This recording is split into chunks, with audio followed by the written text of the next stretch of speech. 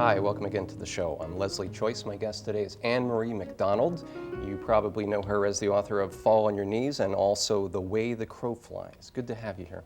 It's good to be here, Leslie. Now, at the core of both of those novels is a dark secret or a set of secrets. Why does that make for a good story? It's one of the oldest stories known to humanity, secrets revealed, right? Everybody likes a mystery. I think that everyone agrees that not all secrets are best kept, that most secrets really ought to come out. So it's an old narrative kind of line. I mean, Northrop Frye said there's only one story, and that's the quest for identity, and that too is a mystery. That's about uncovering the secret of the self. Actually, a friend of mine was lucky enough to be a student of Northrop Frye's, and Professor Frye said, actually there are two stories, but I'm not going to tell you what the other one is. So maybe there's another one, we just don't know. Well, you dove in real deep there, and you're talking about the secret of the self. You are now, are you 44 years old? I'm going to be 45, what kind of writer am I? I am going to be 45 in about 2 weeks. Yes. Do you know who you are? Well, I mean, we evolve, don't we? You just sort of wonder how much is, what are the stable elements of the self? What are the things that you recognize about yourself through the years, through all the changes? Because we do change, right? But somewhere there's this little computer chip-sized thing called your point of view.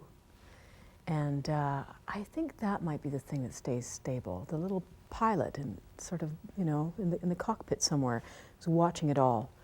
Right. Are you at the center of your story, of your life? Are you the main character at the center of your story? Oh, in my life? Yeah. No, you know what? I think I'm in my life and I'm outside of my life all the time. I think I'm always on two tracks.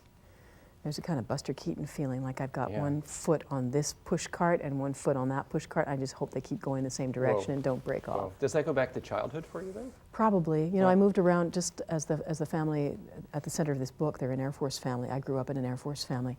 So I moved around all my life. I was born in, well, this also, you know, contributes to my own personal mythology. I was born in a country that no longer exists, West Germany. Wow. And that, of course, went the way of the end of the Cold War, right? Which is also what the book is about, the Cold War.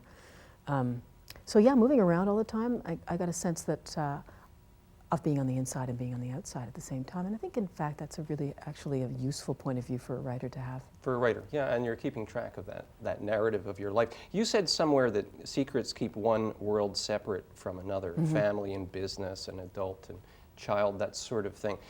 Is that necessary, those boundaries? And that when they become hermetically sealed, when they become relentlessly compartmentalized, then I think it's like a form of illness. I think it they become pathologically separate. You know, the domestic sphere and the political sphere, the man's world and the woman's world. And in the early 60s, there really was a man's world and a woman's world, and they didn't cross over that much. The child's world, you know. And I think that we keep those things hermetically sealed and separate at our peril. It's just as we keep aspects of history sealed off. We don't want to make the connections. Let's just keep them all separate, and then we can live our lives of comfortable denial for as long as we can. So that's also what I'm looking at in the book. There's a global story. The dad, the Air Force officer, Jack, does a favor for a British intelligence officer and finds himself in deeper than he thought he would. But all along he thinks he's doing something very good for the West, for the cause of democracy in the Cold War. So he has a secret, and his daughter is going through something at school, and she has a secret. She's not telling anyone. And these are both painful situations for your characters there. Can we live in a world without secrets, though?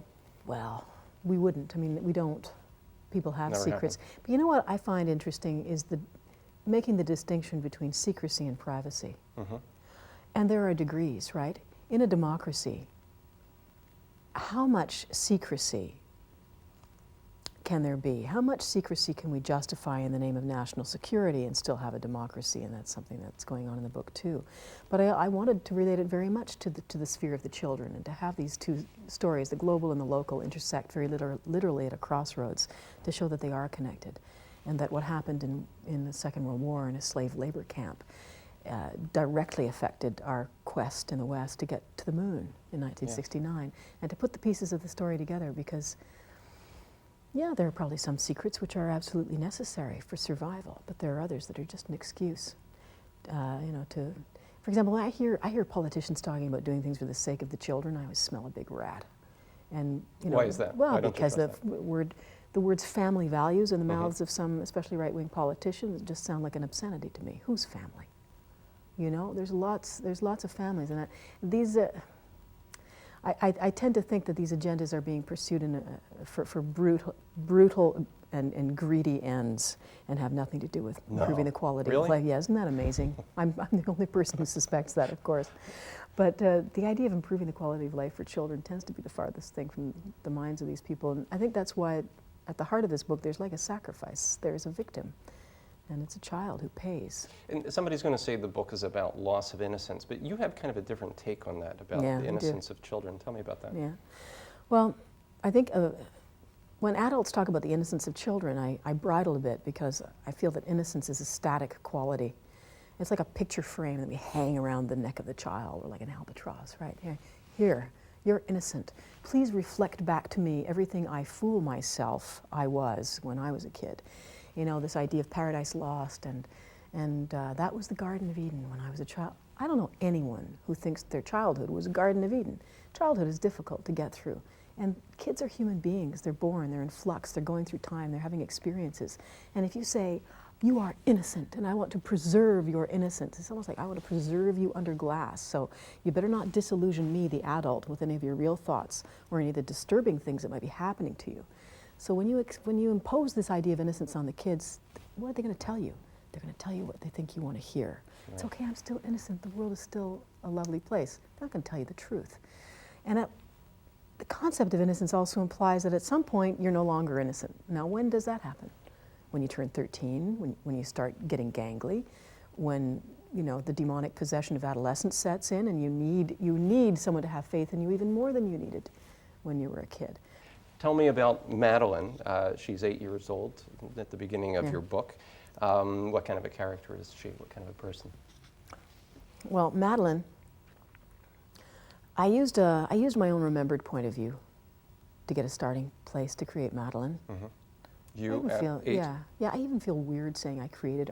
You know, once the book is finished and the characters are there, I don't like to say anything about I created them, because I'm not God. I sort of figured they were there already. I just helped them into the world. But she's got a unique perspective on the world, and she's condemned to be the class clown, and sees things a little bit differently, but doesn't know how different she is. Kids never do, you know. And they all kind of know that they want to be, they all kind of want to fit in, but they have no idea what that means. I dug back into my own memory banks when she was just starting to come to fruition, because I wanted to go to a time when I too was one of those extreme foreigners called children in the land of adults. I mean, you arrive as a kid and there are all these rules. You didn't make them.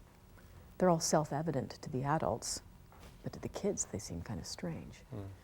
And there's a lot of humor. There's a lot of, you know, humorous potential in that, a lot of comedy in that. What about that time and place? 1963 is the year, is it? 62. 62, okay. How old were you in 1963? I was 3. Yeah, that's, I was trying to work out the numbers there and thinking that, she's not going back to a year and a place from her childhood exactly. This was... Not precisely. Why that particular year? I settled on 62 because it was the hottest point in the Cold War, what with the Cuban Missile Crisis. And you know, it was pre-Beatles. It was pre-60s, what we think of as the 60s counterculture. Right. The 60s were sometimes the 70s too. Yeah. And 1962 was really still the 50s. It was indeed the 50s. I was 12 years old. I do remember it. So yeah, it was very 50s. And where what we now call gender roles are still very defined, and there's all this Kodak color optimism and sun-drenched backyard barbecues, and never mind, we can all be annihilated in a matter of days.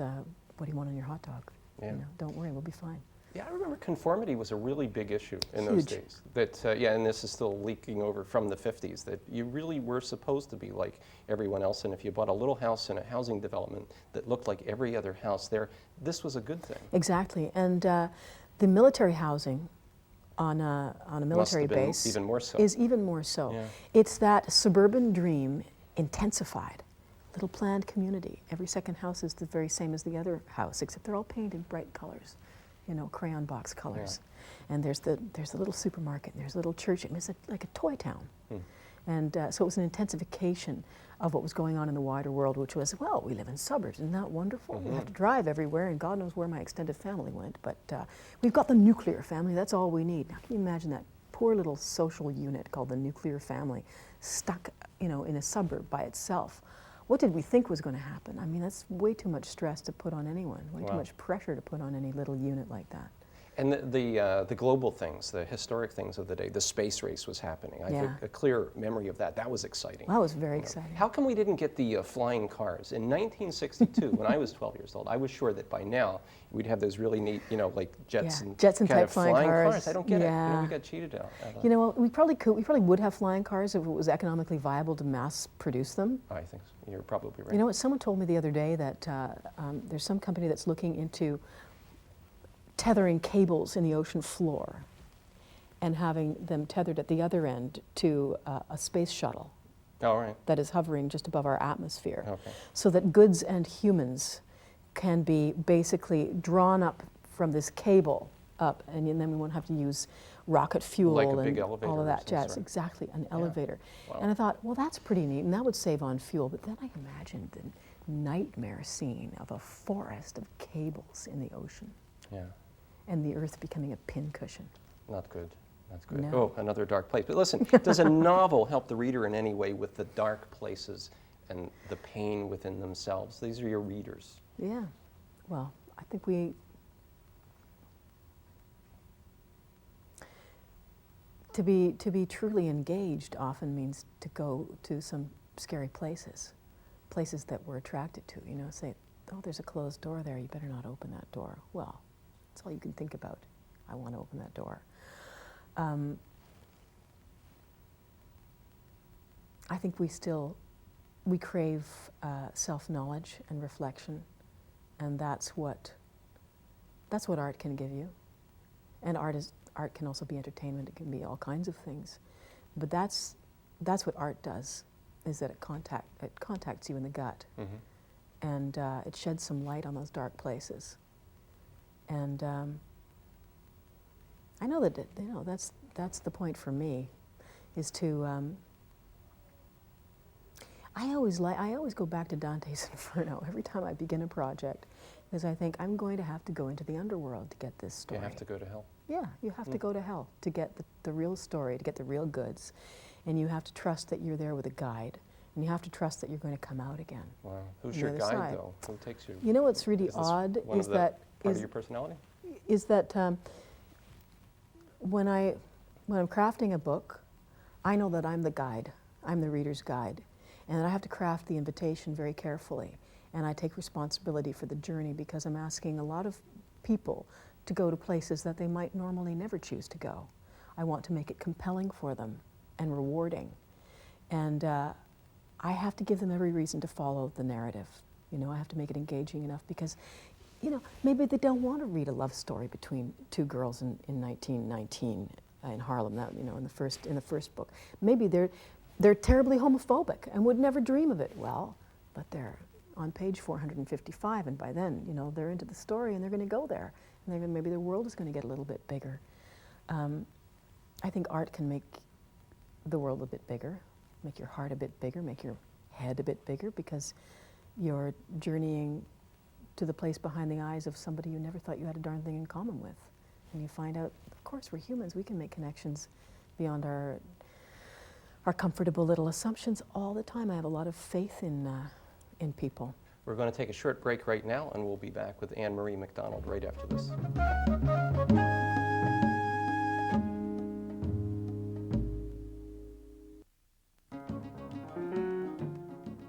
This series is brought to you as a public service by Mount St. Vincent University.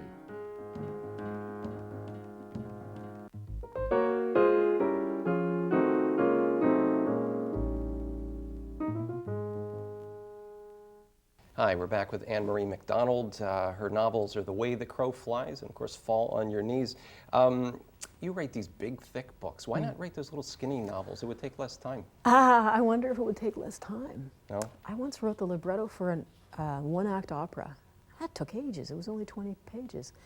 That said, obviously, I don't know if it's a feature of the number of pages or of a narrative complexity. If you've got a number of narrative arcs that you want to get to mesh, and lots of things to, as I say, to really meet at a crossroads, then that is what is difficult. It's not necessarily wielding the number of pages, it's wielding the number of narrative connections. Yes. And the different agendas and the timelines of the characters. When I was a kid, my dad told me about a man he knew who had been kept in a Japanese prison camp. He was a soldier, and all he had was a view of the ceiling of this tiny cell, and there was a crisscross pattern made by the bars on the ceiling, and he kept himself sane by playing chess in his head for 7 years or something like that. Yeah. So that's the thing I kept going back to was that image, because it was like playing a giant game of chess in my head to keep track of the timelines and the agendas and the characters and the narrative arcs that I wanted very, very much to come together. And that's what takes the time. And I don't know if doing that in 350 pages would be easier to wield or not. I don't know.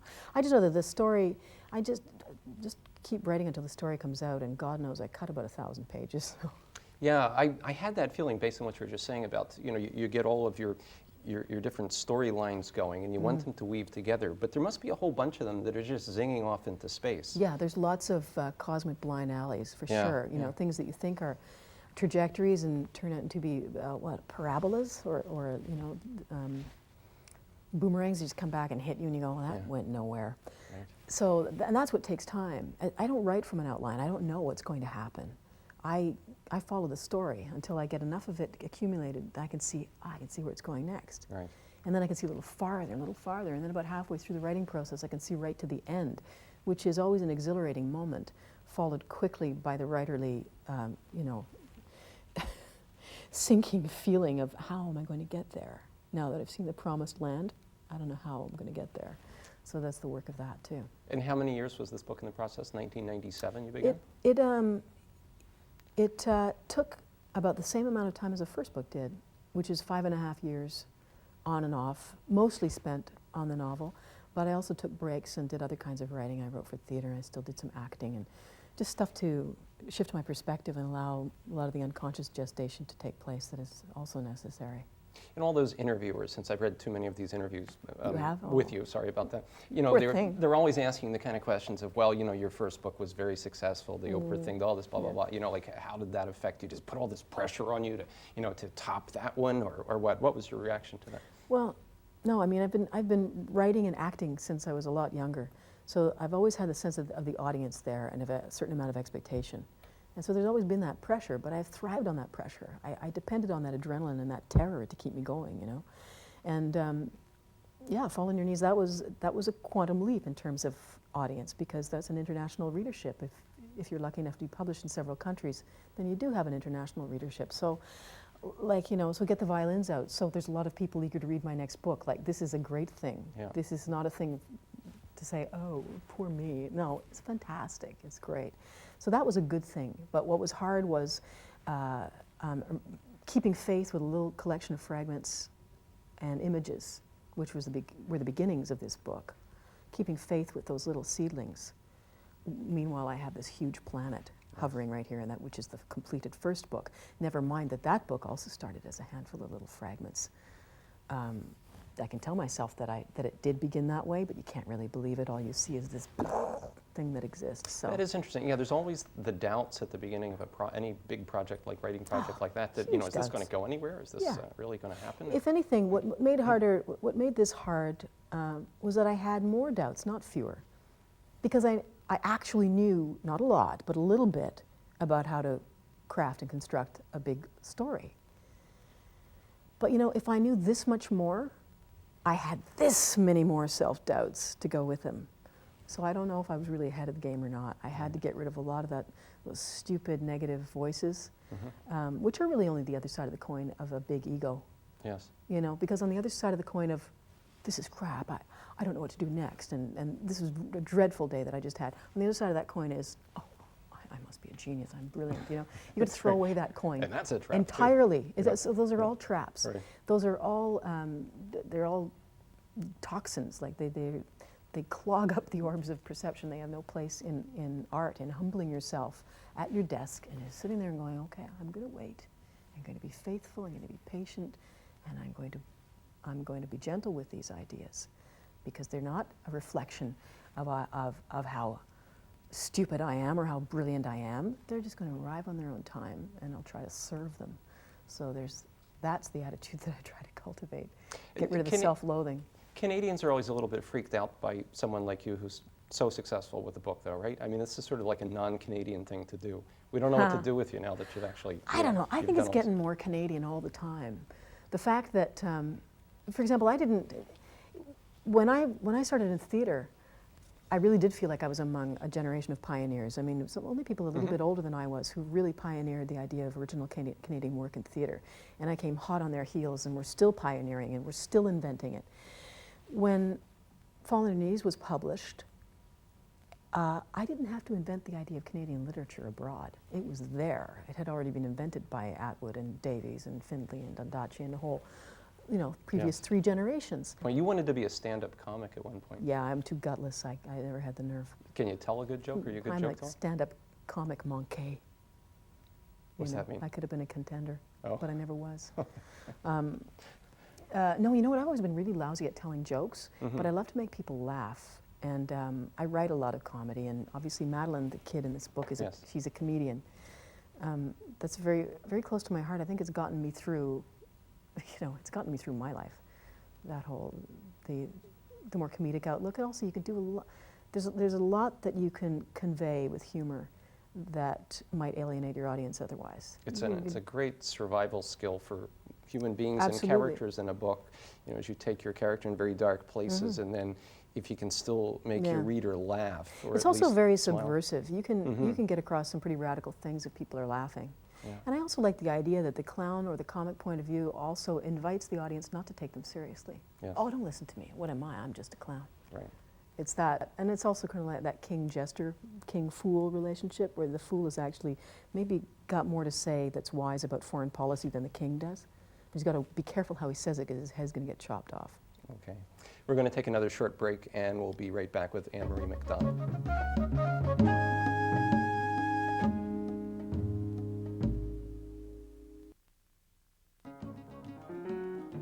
If you'd like more information about this program or any of the courses we offer at a distance, call us or visit our website. We welcome your comments.